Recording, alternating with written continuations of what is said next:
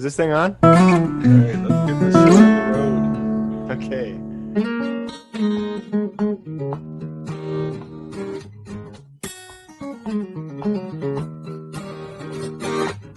Coffee and Carving Show.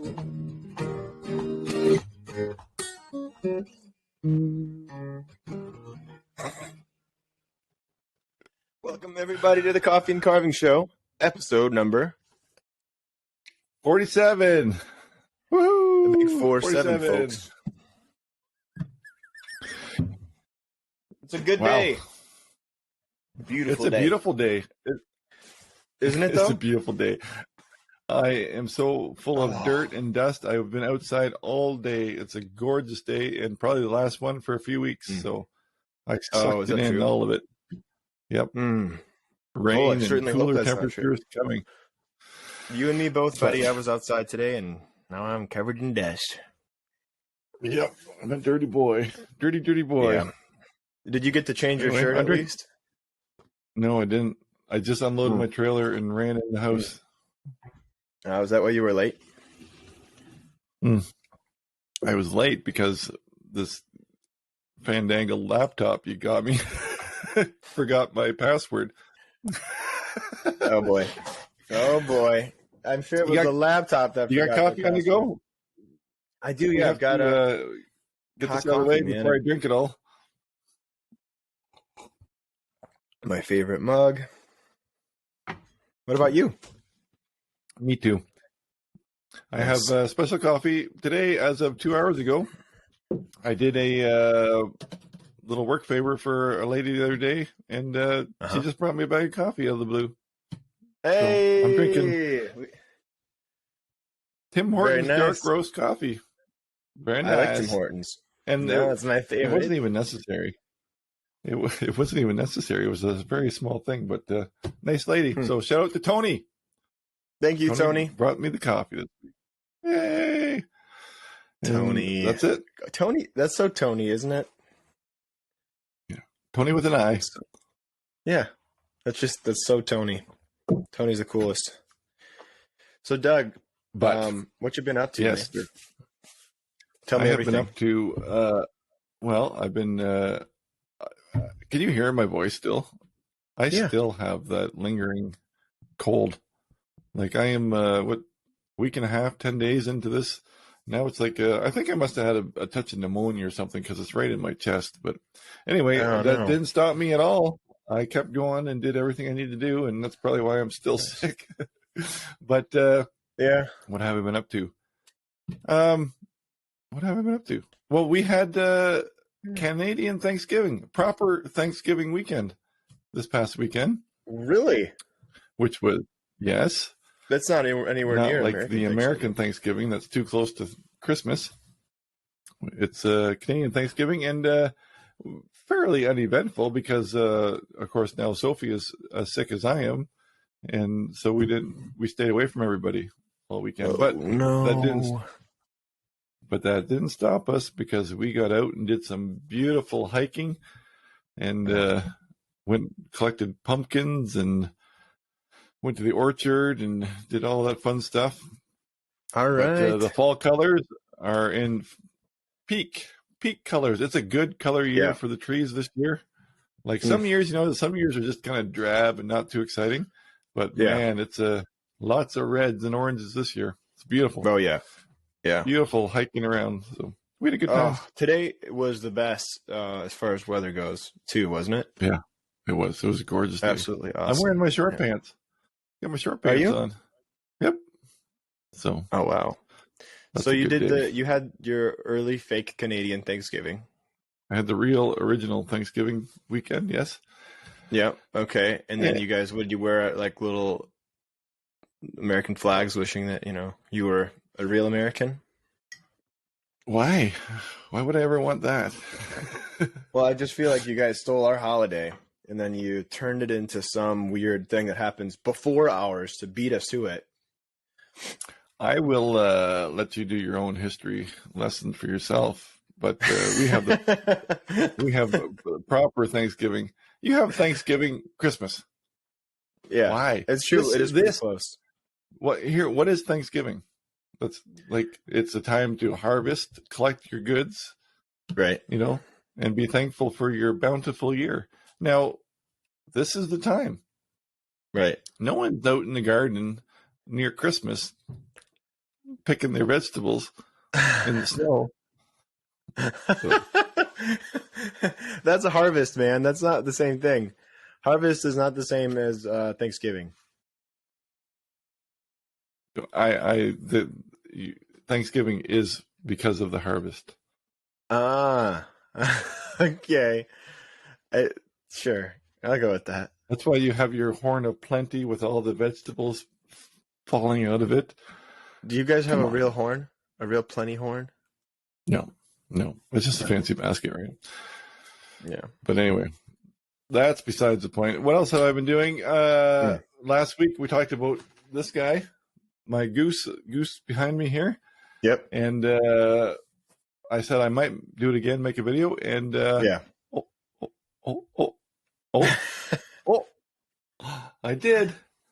I made a video, and All right. made another Thanksgiving goose. Very cool. So, very, very yeah. cool. I love that. So I do like. He's got a bit of better. a broader face, doesn't he? He's more of a farm goose than a farm. I painted this one up more like a Canadian goose. Okay. Yeah. Right. Oh yeah. So I like that. He's got the wider head. I didn't like this one. It was too skinny. Oh, really? I was happy with this one. Like I said, he does look like more of a farm goose than a wild goose. Yeah, I like them both. They go well together. Yeah. We do puppet shows now, and anyway, Doug's got two friends now. That's so fun. This is my thumbnail, my video. Yeah, I know. I saw that. It's very silly, but fun. But a good thing to do with the tall, skinny pieces of bark that I have. So there you go. Did that, and surprisingly, I talked in this video, which I don't think I've talked in a bark carving video before, and it's going over a little bit better. So, well, that's good. You know what I realized? I have to make videos for whatever I'm in the mood for. Yep. The way that I get to being burned out is having to do something I don't want to do. So if I do something I want to do, then I'm happy. Right. And that's the way it has to be.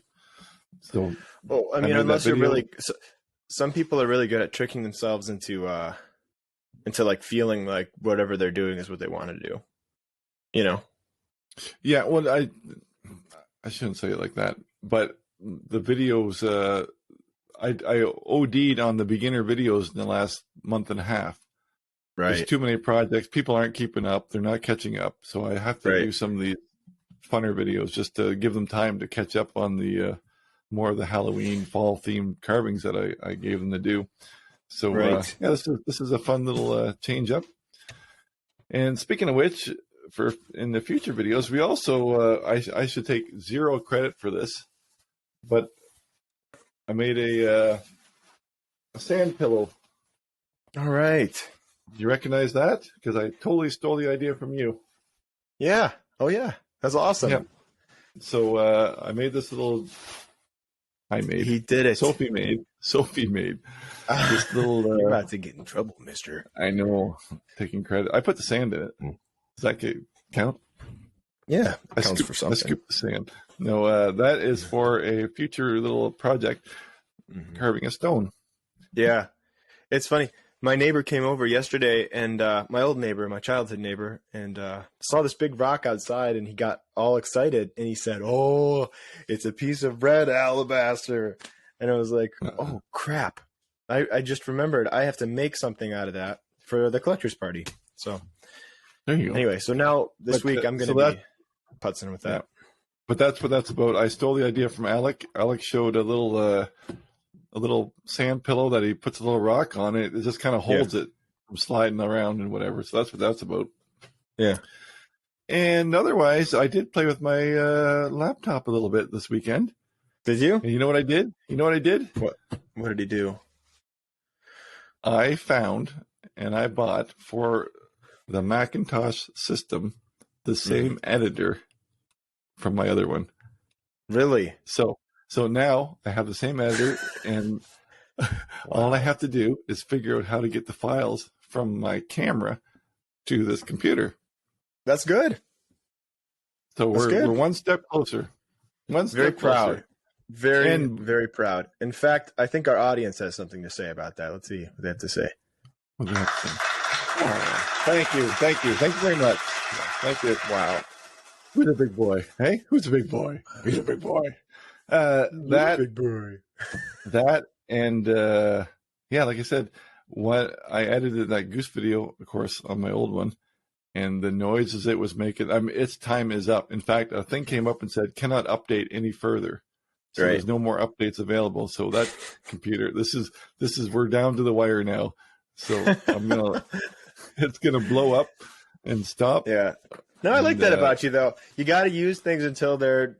Well, I told my wife a long time ago, and she reminds me of this. As like one of my biggest pet peeves is this: people buying stuff that they don't use.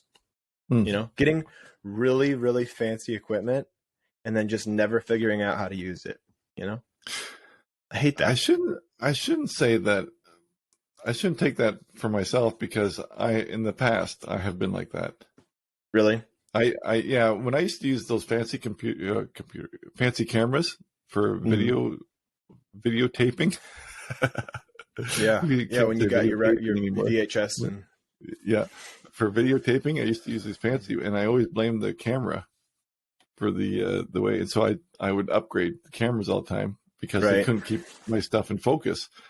Yeah. But it's really because I don't know how to use it. Probably the first camera would have worked, but don't tell my wife. So. Right. Yeah. No, but I've heard it said that when cameras get upgraded, the autofocus is what gets better most of the time, and then the sensors and all this other stuff. But one of the big things you're paying for is that. Yeah, it's true. But if you don't know what to focus on, or how to get it to focus on one, for sure, you got to learn to use your equipment. And I think that's. I almost feel like it's a thing that like sometimes people who are wealthy and they just think that buying really nice stuff is going to make stuff really good, and it's like, it's the same. I tell this story all the time too. Back in the bushcraft days, like I don't know if you're aware of the prices of custom knives and custom hatchets and custom like the exorbitant prices. And I remember thinking I had to have this one particular axe, and I saved and sold some stuff and I bought this thing, and I was just waiting for the mail to come. That mail and that axe is going to cut like nothing you ever seen. Yeah. And it came in the mail. I went to the bush all excited, brought my camera for a bushcraft video and started cutting. I'm going, what a piece of garbage. Again, not the tool. It's never the tool. It's always the man. And I wasn't the man at the time. So, you always think the high-end stuff does better. Right. What's that? Did it come dull? Is that why it was an issue for you? Was it that it was dull? No, it was just an odd shape where I had been used to using Swedish axes with a really fine bit. And I thought this would be twice as good because it was American made, but it was a wedge. It was a wedge. Oh, that's where you went wrong. Yeah, American made. No, you get the point. But same with everything. Yeah. You always think it's going to be the tool, and then you just showed like the last few weeks you've been carving with butter knives and spatulas and stuff. So it's always the not the tool, always the worker. I think I'm beating that dead horse now. Or wait, what do they say? Feeding a hungry horse. PETA apparently petitioned for us to change all these things. Like instead of kill two birds with one stone, it's feed two birds with one loaf. Literally, they're trying to get these terms, these new has lost whatever you call them, all credibility in the world. Isn't that crazy? Yeah, they've gone too far, and they've lost. That's what happens, eh? Maybe a little bit of a good idea at one time, something like some terrible farming practice or something. Yeah. Maybe there was a whisker of truth in there, and then they just kept going and exploded, and then they're laying down in front of trucks and and it's crazy. freeing pigs, like it's just, nonsense. Yeah, they're trying to teach like gerbils how to talk now. I think. I don't know. It's crazy. So Yeah, I don't we know. have. We better leave that one alone. But yeah, I don't have any use True. for that group. So No. Yeah. But anyway, what have you been up to? Well, it's hard to, it is kind of hard to remember back to what it was you did last, Oh, but that's why I write it down. yeah, yeah. And so, well, first of all, let me say this before we forget. As far as our topic next week, I should probably put this in the media section, but we're gonna forget if I don't say it now. We We're will. recording a wife edition of the podcast, so that means Doug and I, with our wives, are going to be answering any questions that you have. Our wives could answer questions about, what it's like being married to such talented and handsome people. So stuff like that, anything in that kind of vein, keep it What it's upbeat, like, keep it positive. yeah. What it's like to live with someone who says talented. Yeah, Say that yeah, again. How would you say talented? that? Talented? Yeah. Talented. Okay. Yeah. So anyway, what it's if like you to have try and understand Doug, we could ask her that. I have some questions for her for sure. So if you have questions, Canadian you can accents. send them to the Carving and Coffee Show at gmail.com. So let's make this fun, and if it's fun, they'll do it again. If not, we're out. We can't. Otherwise, we can't get a guest to save our life. So we've had some lined up that didn't turn out or didn't work out. So we're going. We're going in house on this next one next week. We're going. We have some cheap dates. We have some cheap guests. So my wife will learn about this watching the show on Friday. So that's yeah. As will mine. Mine. But we can leverage them in if we have all these great questions. Like, oh, look at all these people are so interested in you guys. What if you just come on and answer them for us? Yeah. So there you go. Unless they watch this and they're up to our guys or our plan. So other than that, as far as what I've been up to, I've been doing some clay stuff. I got some clay. Did I mention last week that I was playing with clay?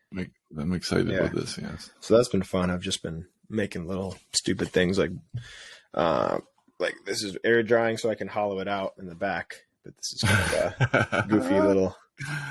I love it. I'm. Weird. We're gonna have a clay party sometime. Yeah, it's fun. I like it. I'm gonna try and refine him, smooth him out. But yeah, this is my first. I think this is my first one. No, I made another one. So anyway, I made a couple of little sculptures. Can you give the real quick Cole's Notes version of what you just showed? The clay. How did you? Did you use fancy tools? Was it special clay? Yeah. Real.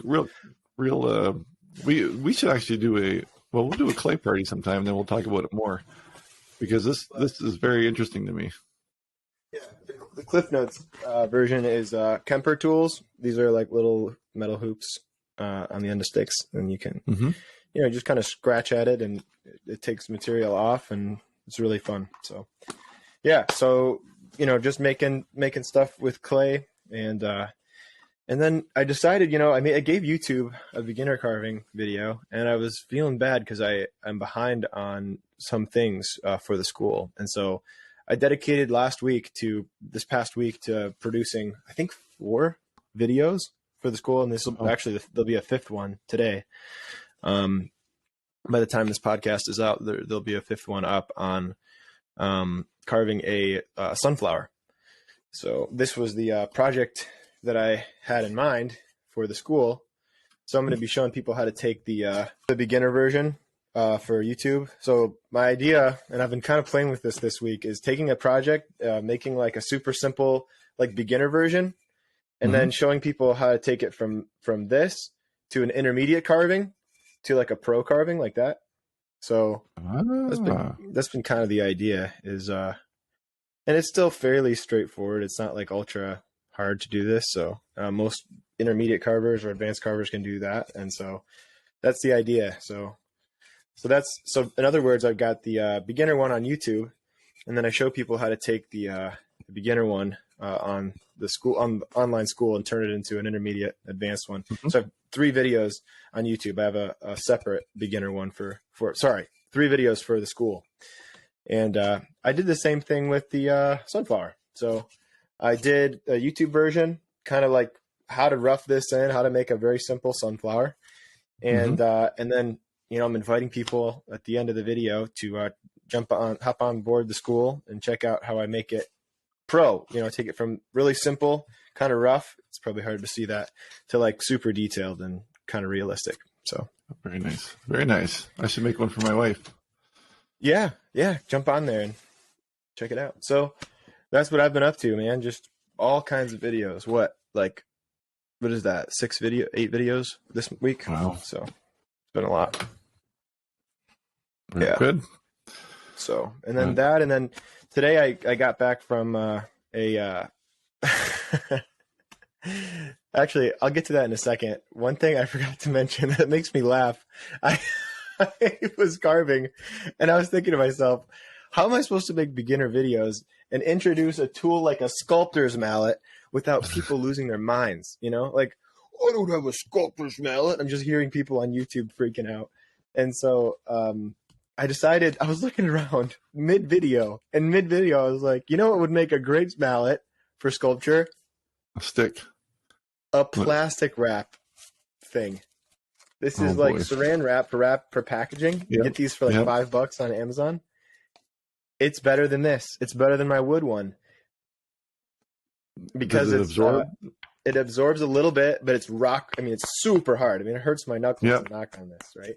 And it's a comfortable grip, but you can just all day. Well, to be fair, you can buy them like that with solid plastic. So that is basically solid plastic that you can peel. Yep. Yeah.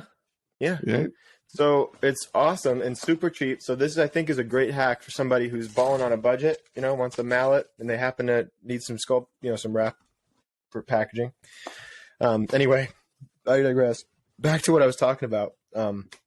Today I was working on it was really fun. I got to go back to carving that I did 3 years ago, pre-COVID, that I had spent a couple of years on and off, a couple hours a week working on. And it was so neat just to head over there and see this wildlife thing that I had done. It's probably kind of hard to see from the video, but some trillium flowers that I carved in a I see them. Yep. And shaky video. This was commemorating his the lady, the commissioner's mom, who passed while I was carving it, and that's what I was doing today, putting some leaves in there. And so just doing stuff like that, but it was a lot of fun. That's our official flower of Ontario, eh? Oh, really? Yep. I did not know that. Mm-hmm. So this is see if I can actually get to the project itself. I made a little there's a picture. I guess that'll do. Oh no, here. So this is my video skills are awesome. Aren't they great? Yeah. So I'm ducking down because you're holding it above. Can I see you? Yeah. This is great. This is great content. I know. What kind of wood is that? It's red oak. So there's just a picture of the whole thing. It's a giant relief carving deer on the bottom. Yeah. Squirrels and all kinds of little leaves and all kinds of stuff. So this was my first time chainsaw carving. I did I did their dog. And this is kind of odd, the way that see how all around is black? Yeah. That's just the way that it aged. Even made a little flower collar for the dog. So anyway, that was super fun. Just visiting this old thing that I had done years ago and seeing how it aged. And what was cool is the growth from mold and fungus over the years created this cool like background and hollowed out from behind the deer, but the deer is still intact. And I was smiling from ear to ear. it's cool. You know, I don't often get to see something that I put so much time into. And And how did you feel when you saw it? Did you say, because 3 years, not too long. How were your yeah, skills? Are they up to today's standards? no, What no, you saw? definitely not. I got there and I looked at it and I even told the client like this is it's number one, it's really fun for me to see this. Yeah. But my first thought, honestly, is I would do this so differently now. And she says, no, but what a great client who says something like this. She was like, it's not about that. This is a moment in time. Like, we appreciate this. And, Yeah, that's anyway, she was true. talking me down from my little, oh man, I would do this so differently. So like, why is that there? And why is this there? So, and I even told the client, this thing took me 2 years. I don't spend more than like a week on anything now, a chainsaw outdoor. So they were like, oh, wow. Well, okay.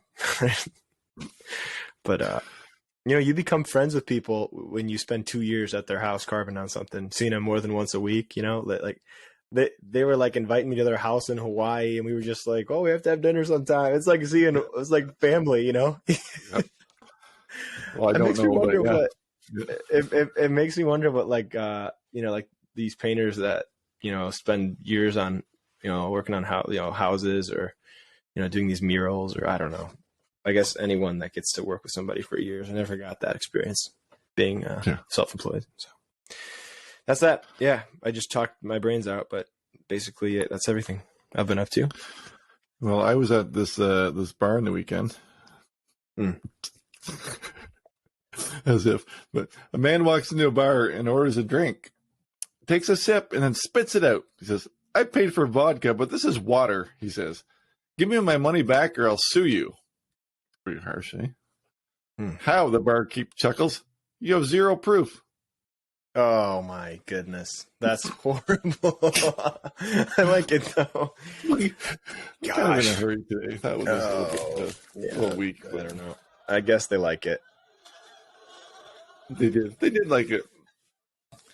but not that much. Well, something I was thinking about this weekend, and it goes back to my making the videos that I want to make the videos for, and I chickened out Yeah. on the weekend, and I think I'm going to renege and go back and do it, at least for me. But we went to this orchard. I've said this before, but everything has become how do you say it? Like a destination. Like an orchard's not really an orchard anymore. An orchard is a petting zoo or a pumpkin patch or a cider festival. Like all these little Yeah. hobby farms and things are becoming how do you say, tourist? I don't know what you would call them.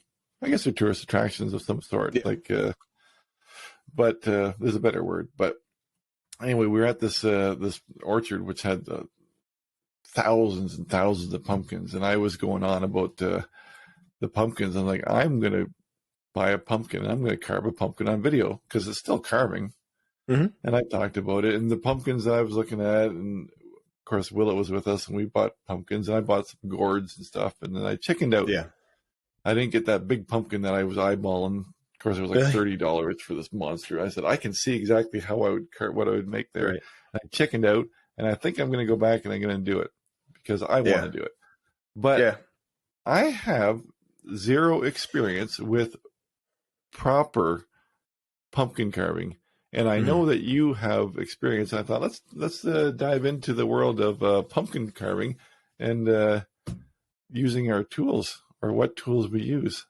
Yeah. And this is me asking you because you would be the expert. Because tell us what you did last year for the pumpkin carving thing. Yeah.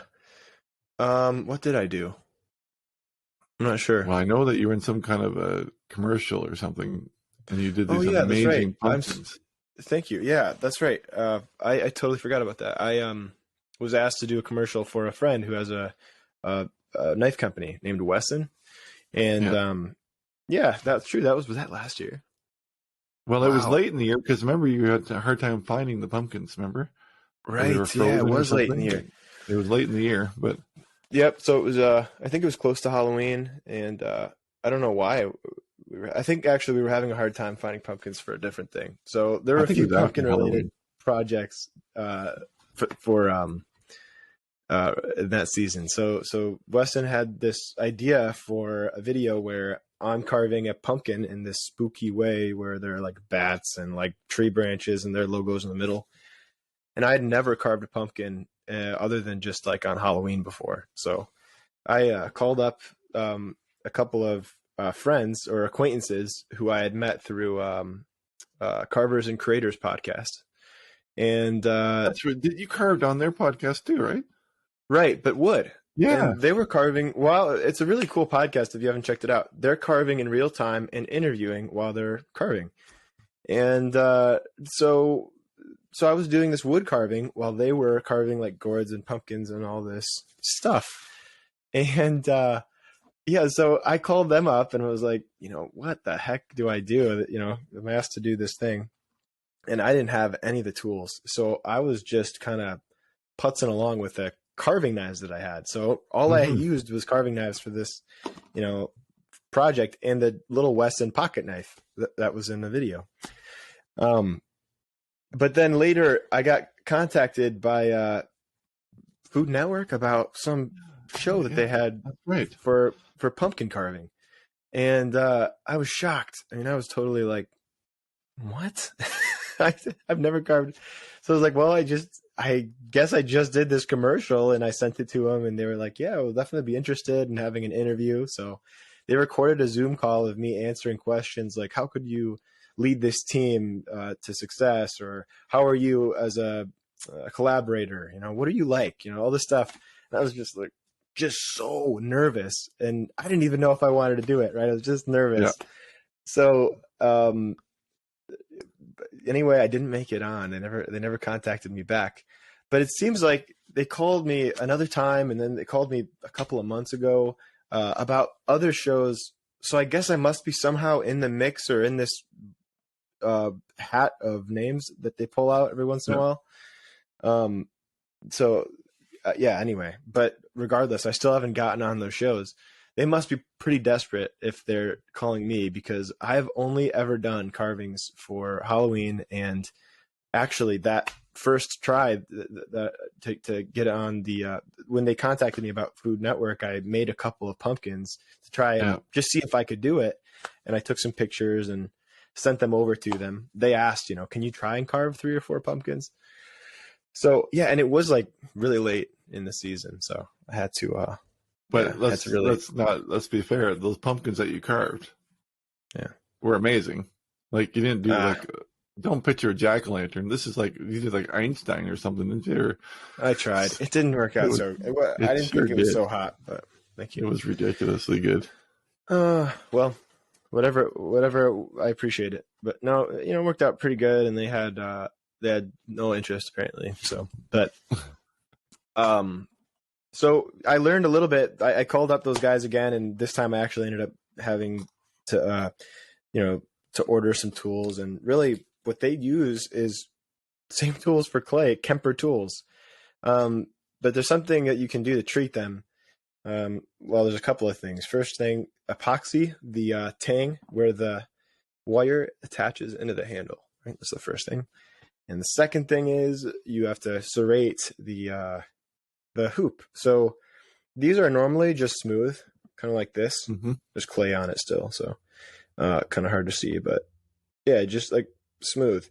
But what you're supposed to do is grab a Dremel with a little cutoff wheel and try and create teeth. So it goes from smooth like that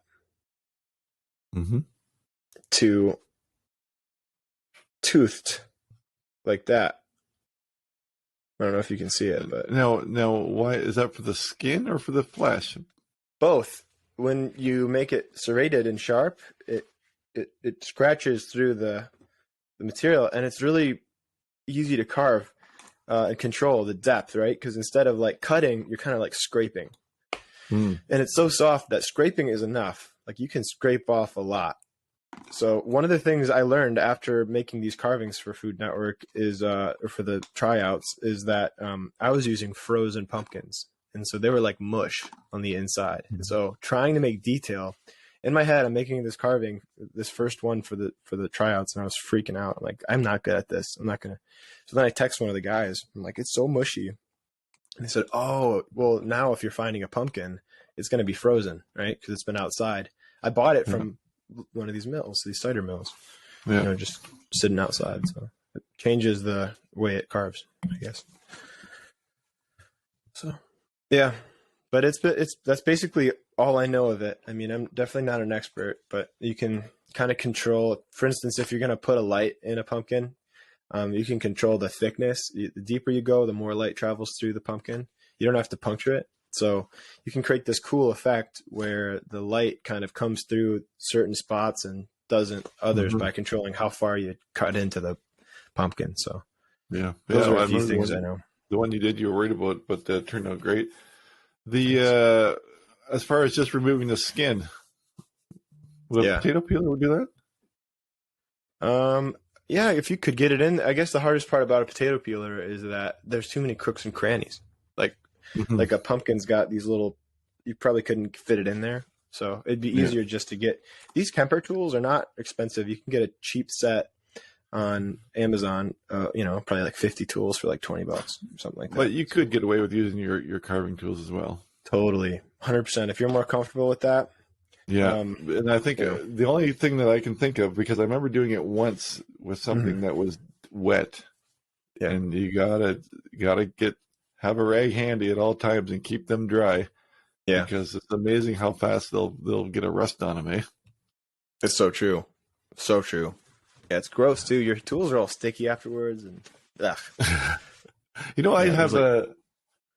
have some tools here that are just have surface rust on them from spraying a carving, and they were just on the magnets. And spraying a carving. I'll show you.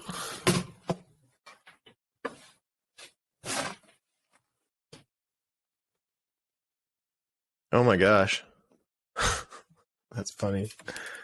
And that was just from them being on the magnet and not me not knowing that I got them wet. Right. So lesson learned. But a little bit of steel wool. Yeah. No real damage done. Just doesn't look pretty. Right. So anyway, I like the idea of people think that carving bark is soft. Well, guess what? A pumpkin's pretty dang soft too. You could you can have some fun with a pumpkin, and it doesn't have to be a pumpkin. You can do a squash or any kind of gourd, really. And carve cool faces. They don't have to be like all jack-o'-lanterns. Like carve wood spirits in your pumpkins. It'd be fun. Yeah, totally. Yeah. I'm gonna give it a try, I think. Yeah, you should. You'll like it a lot. A quick thing back on the clay. Same thing. I thought that wood was soft until I was carving into clay. And I was like, this is too soft and I hate it. So I'm going to buy more clay so I can figure it out. And then I talked to my neighbor about it, and she was like, no, you have to get like sculptor's clay, and I can go up there and get some. So she picked some 100 pounds up of this, it's called Stoneware Cone 510 Sculpture Body K1 Machine Pugged or Pooged. I don't know how to say it. And it's from up north in Michigan, and it's really like super duper carvable. I don't know why, but it's a lot better than the stuff that you make like cups and bowls out of, the softer stuff that she had. So it's like really nice to carve in. So right now, how long has that been in the air? 3 days. 3 days. And so how wow. Yeah, pretty hard. Yeah, that really interests me. You know what? The thing I like the most about this idea is that when you make a mistake, you put it back on. Yeah. Oh, dude, my neighbor was over, and I felt bad because I was talking the whole time. I was so excited, and when I get excited, just No, we know. So Oh yeah, yeah, that's true. I feel bad. Yeah, he was over and he was just like trying to play with this clay, and I was just like, "Oh my gosh, what have I been doing with my life? Working with wood. This is so much fun." Like, can you sand it when it's dry? Yeah, that's the best part. I haven't tried it yet, but you know what? People have been talking about how they want more demonstrations on the podcast. Yeah, for the podcast. Yeah. How is it sanding? I can't really see too clearly. But is it coming off, or is it? Wow. I've never sanded it before, but it sands like wood. That's crazy. Oh, you're kidding me. Maybe I give up wood carving. I want to be a clay guy. Look at that forehead. Like so much fun. Just sanded it down. Yep. So, Wow. someone who really got me excited about clay, and not this kind of clay, but I've been watching old Bobby Duke Arts videos. Oh I should have yeah. made him my media. I should have made him my media. I didn't think about Yeah. it, but Bobby Duke Arts is he did a lot with Sculpey clay, Oh but yeah. he was so for a figure even he would Mhm. make the figure, make a Mhm. wire armature with the Yep. arms to hold the clay to it. Yep. But he would make using Sculpey clay. He would do Hmm. it fairly not really detailed at all. He would just make a Okay. form, Yep. and then he would bake that form, and then he would use his Dremel tool on it, which is really Brilliant. cool. That's He was neat. so he was basically carving the clay after it was hardened with a I just Dremel didn't tool. know that you could. I didn't know anything about clay. No one's talking in the carving community about how much fun it is. Maybe it's Yep. because they're afraid they'll lose them. But I'm all for pottery and Yep. bowls and dishes. But I personally, I don't. My wife would like to make them, and I like to Yeah. get her into that a little bit. But I have no interest in that. But Yeah. this is exciting to me, and we always talk about staying in our lane and how we can't stay in our lane. But you know Yep. what? I'm willing to play with that Yeah. for a little bit too, because that looks like fun. I'm shocked at how this is sanding. I wish I could capture for you how this is sanding, but it feels like almost like you're sanding wax in that it just moves really easily, and it's a delight to sand. I'm shocked. I'm completely shocked at Well, you know what you need and to do then. You need to yeah. get some of this stuff here. This steel, not steel wool, but Oh yeah, yeah. Brillo pad. I bet you that would do really good. Mm-hmm. Yeah. Yep. So anyway, So, that piece in your hand. Now that we're done, I guess we're not talking about pumpkins anymore. We're talking about clay again. 'Cause that's what's exciting to us today. Uh, yeah. that has to be fired, or can it just air dry? It has to be fired twice. Apparently, clay has to be fired more than once. I've learned this before, but I've since forgotten it.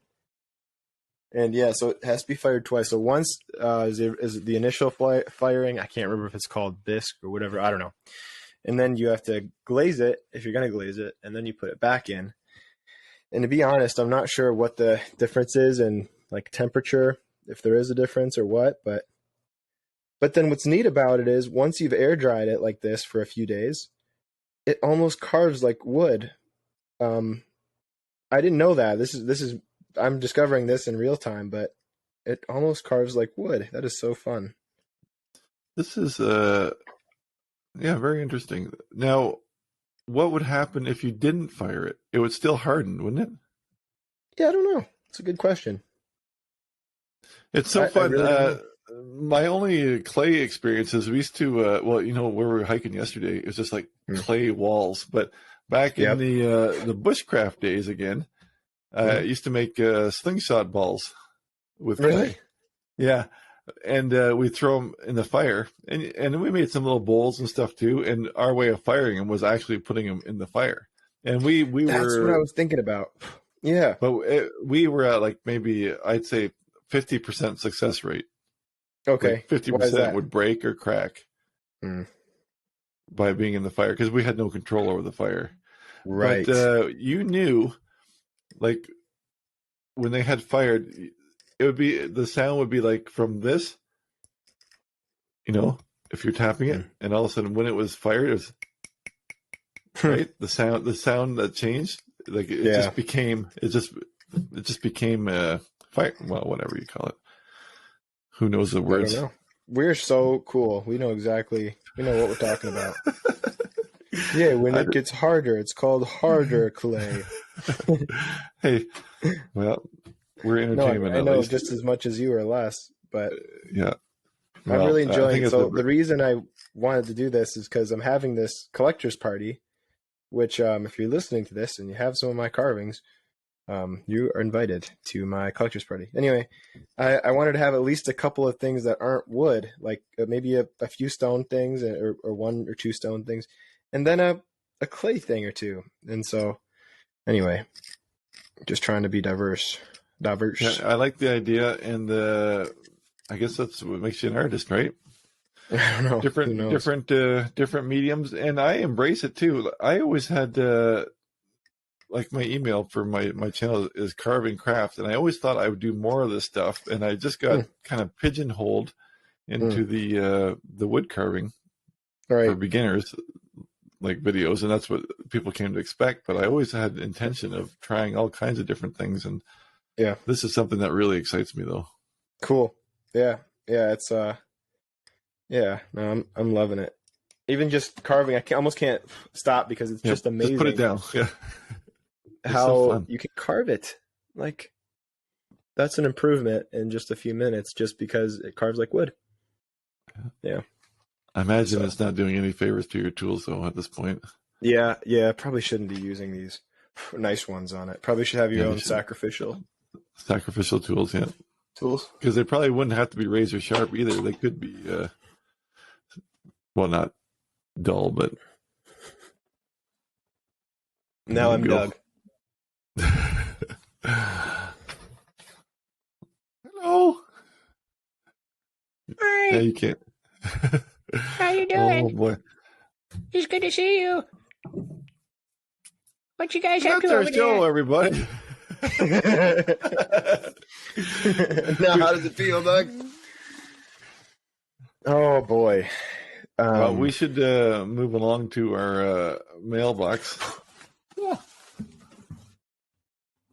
We've got. I'll let you go. Get up. Mailbox. It's mailbag. That's what it is. What an intro. We got an email here from Sean, and he's got a lot of questions. So let's just hit some of these real quick here. How would you go about selling surplus carving tools? My main knives are Helveys. However, I have a few OCC tools from Mike Shipley, as well as a couple Wayne Barton chip carving knives. He doesn't use them anymore. Not a big fan of Kijiji. How would you go about selling them or finding them a new home? You know what I've done in the past is Instagram. If you're on Instagram, I just put anybody interested, and bam, Cool. that's how I sold some of my tools. Alec doesn't sell tools; he collects them. Yeah, that's true. Do you coat the tools that aren't used on a regular basis with oil or wax before putting them away? Good question. And I would say that I don't really do it either, but the oil idea is not a bad idea if you start carving pumpkins. Oh, no But kidding. it depends on your environment, like we talked about before. I remember having this conversation a year ago or so. But if your tools are outside and you get cold, hot condensation, right. That's totally different than being here in my, like if my tools are sweating, then my family is not happy living here because of the temperature fluctuations. So we're pretty stable here, right, inside. But if you're out in the outside shop or whatever, it's not a bad idea to coat your tools. No, and I have heard of people using oil on the tools, but yeah, like you, I'm indoors. I thankfully, gratefully, I don't have to worry about a huge change in humidity, and so I haven't had issues with tools rusting for the most part, with exception to carving pumpkins. So that's a good question.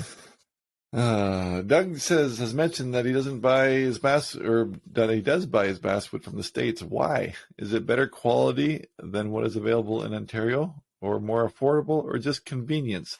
Well, I buy basswood, not all the time, but I buy some from more roughouts in basswood, and because it's good, very nice wood.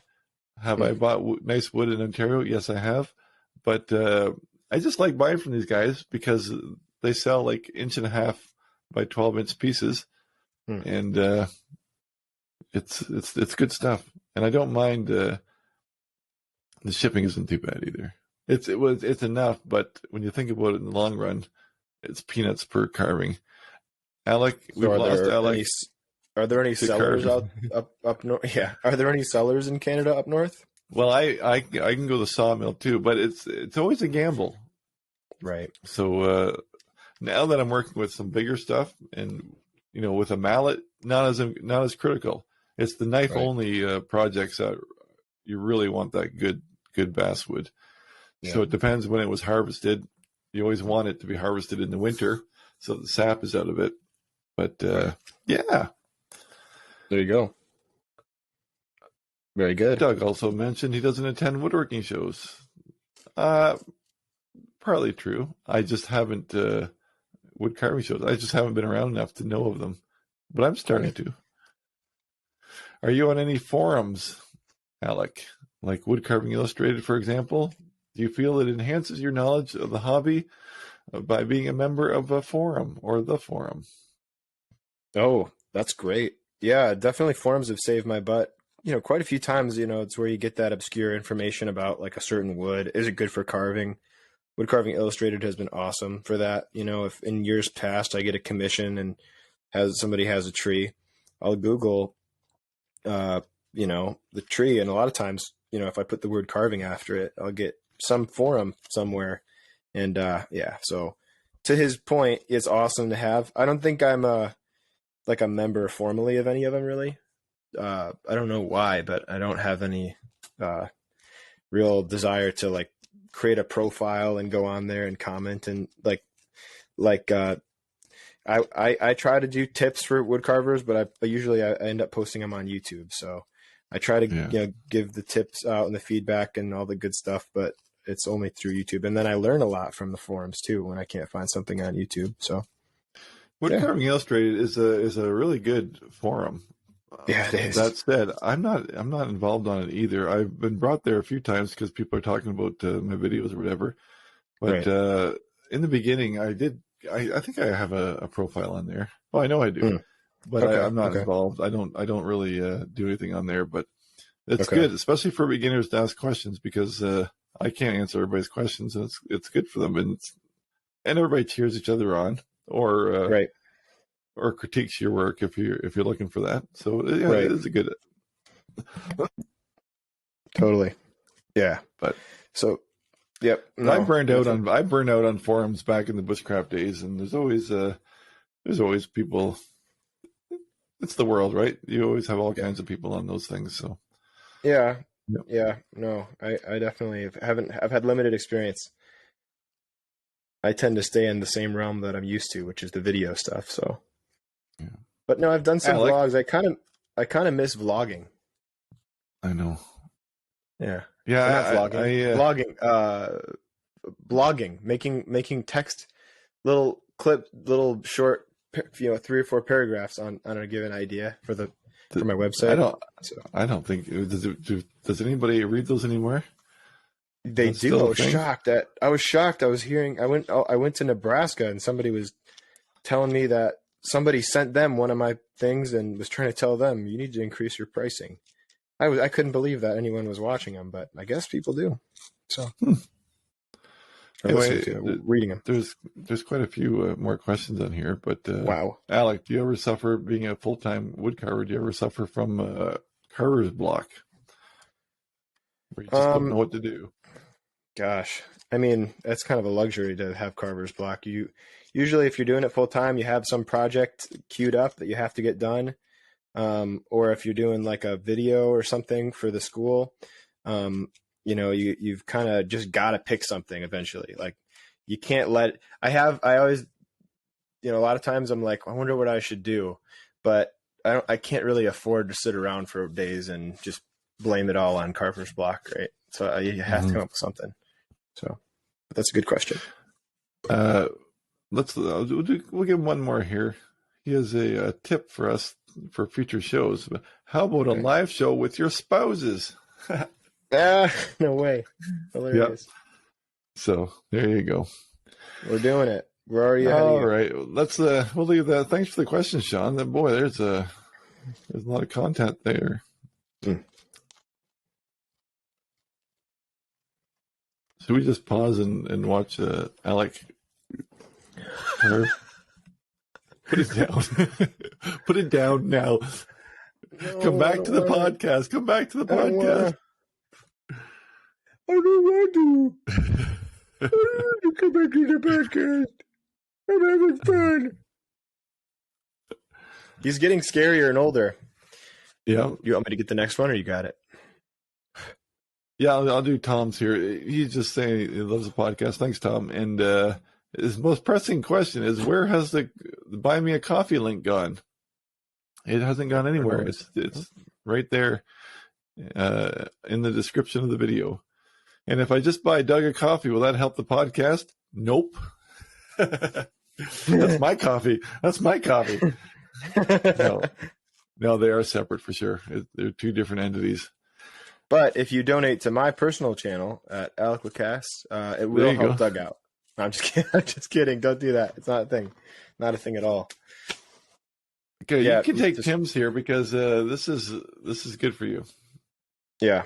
All right, Tim, Alec, Alec and Doug, you were talking about slimming down the tool expansion, and Tim slimming down the ever-expanding tool collection. He was wondering how much just one knife or tool would help you focus on the skill and craft of using that tool, and what can be done with it. Conversely, if you have all the tools, do you lose some kind of knife craft? That's a bit garbled. I hope you get what I'm talking about. You want me to start on that? Yeah, go for it. Because, like I said, you just showed all these crazy carvings with just crazy tools. Yeah. So.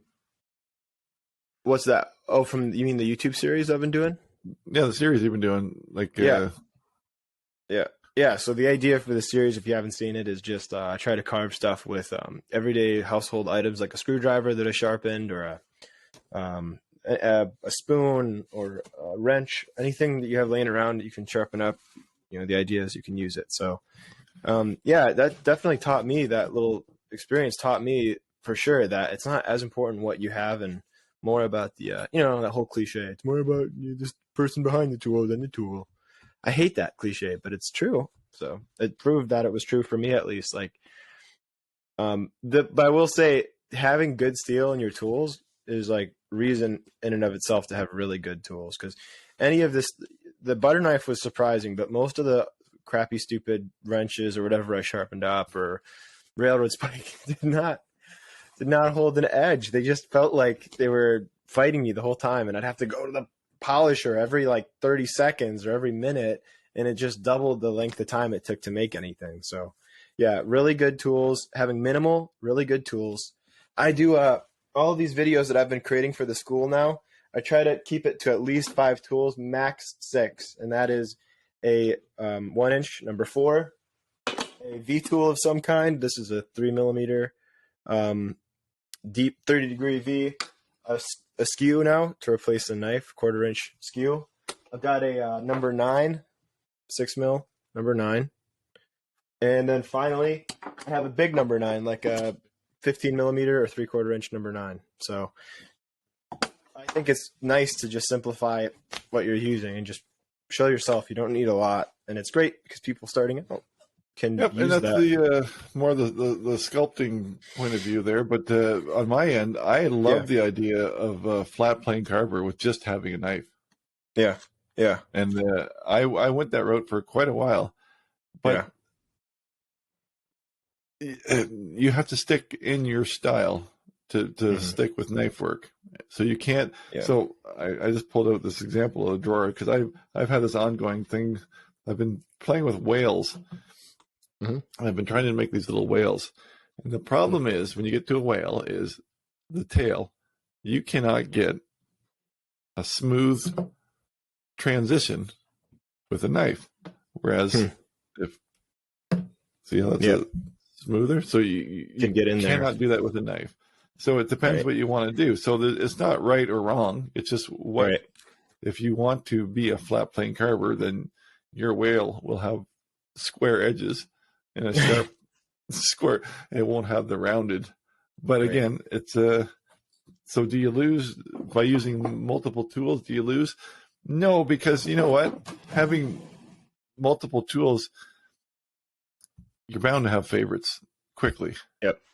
That's why I never recommend buying a whole set of tools, because you buy a set of 16 tools and you end up using 4 all the time. He's looking good. He's listening right now. I'm sorry. He was curious. Yep. No, he's looking good. I couldn't hear you from back there. I just took a cough break, so Hmm. there you go. Okay. Anyway, you were saying? Nope, that's about it.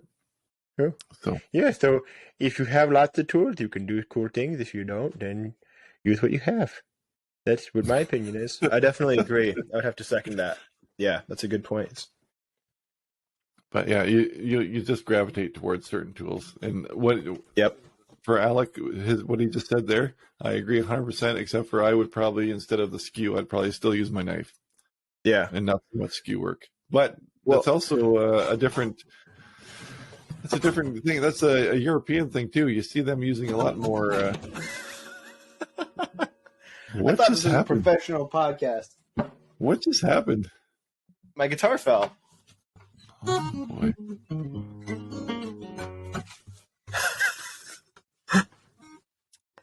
Jerome asks, can you show what are some of the best ways you hold full-size gouges for control when making different cuts? I particularly have problems with V-tools running away from me when I hit them with a mallet. They're a cracked way. This is all you.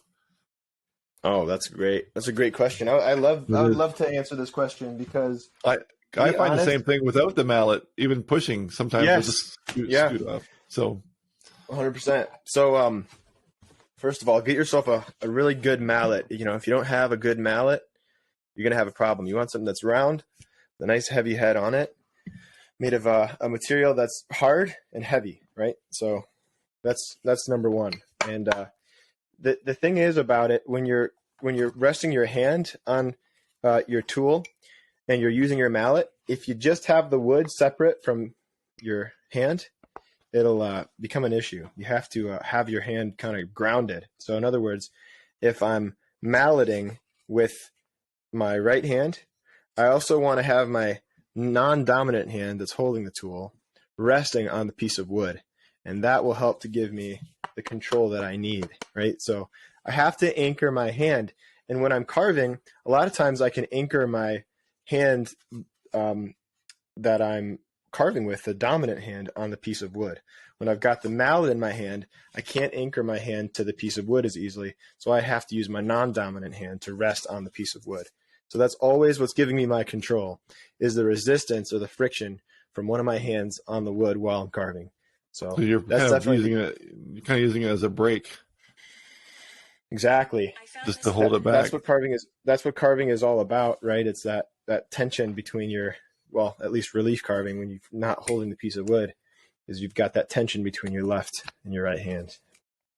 Yeah.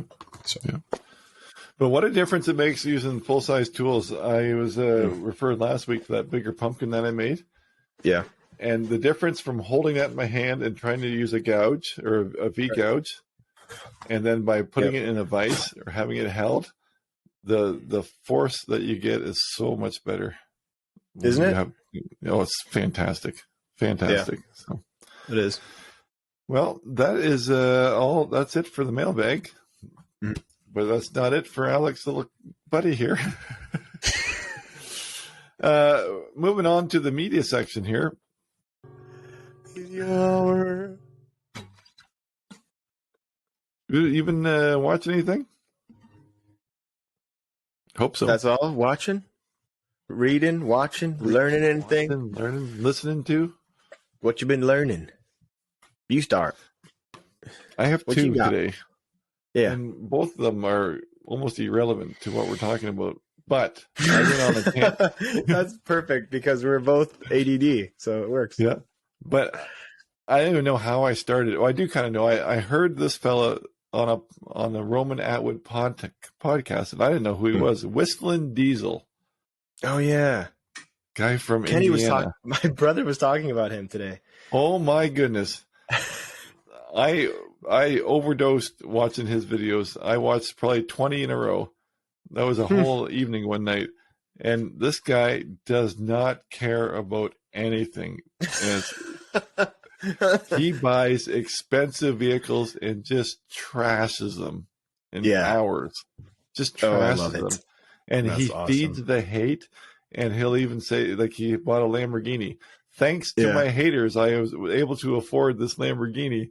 Like, and he just wrecks Oh everything. my gosh, that's awesome. He wrecks the Lambo too? He doesn't wreck the Lambo, but okay. Yeah, that's what I thought. But nice trucks and stuff. He'll just drive them right across a plowed field, 100 miles an hour, and just he claims he's testing them, and they end up under he just smashes them at the end of with his payload or whatever. But that's a Whistling Diesel. But one thing that I found this week, which was really exciting for me, because my wife and I, in fact, I think I have a video. I think it's called Day Hike with My Wife and Super Glue, I think I called it. And we were hiking, actually, where we were this weekend. This is like 3 or 4 years ago. Yeah. And we made this little raft and put a little acorn man. You ever see those little guys made out of acorns with little stick arms and stuff? No. Okay. Well, anyway. Okay. Well, we did this like years ago, and we floated the raft down the creek. And I've made many videos like that with the water. But that was just all glue, things we found in the bush, and made little acorn people and little moss beds and stuff on this raft. And we floated down the creek. But anyway, I found this guy on Instagram. It's an Acorn Whimsy. And it's fantastic. Just acorn men made, and he takes pictures of them in all different positions and locations, and it's really good, really well done. So those are my 2 picks for the week. I like it. I wish I could find mine. I've been on my phone here looking for the past minute or two, distracted. There was a guy I saw on Instagram today while I was using the bathroom right before the show. And he did these sculptures that were massive, like animals.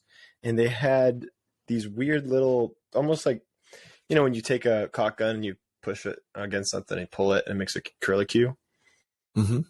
He textured the whole animal with these varied sized dots that were so cool, man. It was the neatest sculpture. I can't explain how cool it looked, but he was so precise with the spacing and the size that it would create the look of almost like fur, but you could tell it's almost as though he wasn't trying to make the fur, right? So I'll find that on the next one. All right, we'll hold you to it. Yeah, but otherwise, I've been still to this day digging on this playlist that that this kid I met this guy, young man, an engineer, like I mentioned last week, at a wedding, and we shared this playlist with it's called a Spotify blend, not sponsored, # not sponsored. And it's just so fun to listen to it constantly updates. So it's putting all this music that I'm listening to and that he's listening to on the regular, and it's throwing it in this constantly changing playlist. And there's so much fun, upbeat music that I have not listened to before that, it's like pop music. That's makes your day a little better, and I would never have thought to listen to it. So it's cool. No, I understand. I'm still listening to, it's funny. I have a Spotify now. I told you last week, but I found somebody else's playlist. And again, it was everything I liked, because they recommended somebody else's playlist, not just different musicians, but somebody else just like me, their playlist. It's kind of cool, isn't it? And I found new bands again this week, so it's fun. Yeah, isn't it though? I just love it. So I never really understood.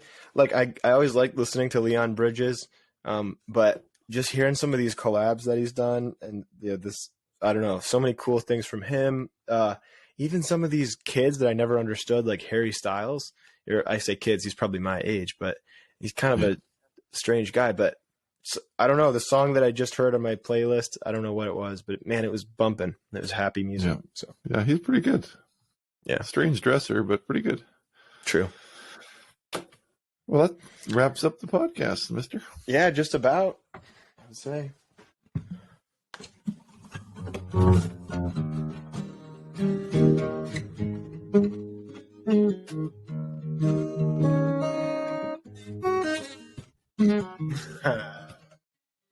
Take your vitamins, folks.